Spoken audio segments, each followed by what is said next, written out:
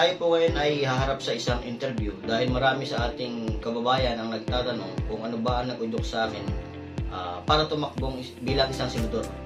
At ito na nga po, pagbigyan natin, paunahan na natin ng isa nating interviewer.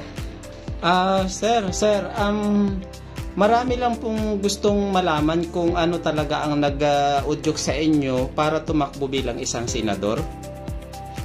Okay, yan, maraming salamat. Simple lang, meron kasi tayong mga panukalan na dapat may sa batas agad. Gaya ng matagal ko lang pinag-isipan to. Gaya ng pagsasabatas ng SSS member natin na meron ng edad 50 pataas, at meron na ring kontribusyon na hihigit sa 10 taon. Nais ko itong ipanukala hanggang maisabatas na dapat ang edad 50 ay magkaroon na ng pension. Ay paano naman po yun, sir? Hindi po kaya maapektuhan ang pondo ng ating SSS kasi sa edad 50 po ay parang masyado pang maaga para mag-pension sila? Sa tingin ko naman ay hindi, dahil ito ay pag-aaral natin ng mabuti. Isa na dito na dapat ng edad 50 ay dapat pa rin merong trabaho at kinakaltasan pa rin ng SSS para sa kanyang contribution.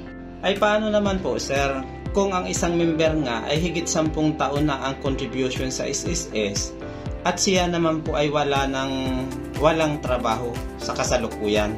Ayun, at maraming salamat. At ganito kasi yan, pwede pa rin naman siyang mag-pension, pero dapat matatanggap niyang pension ay kakaltasan pa rin ng SSS para sa kanyang contribution.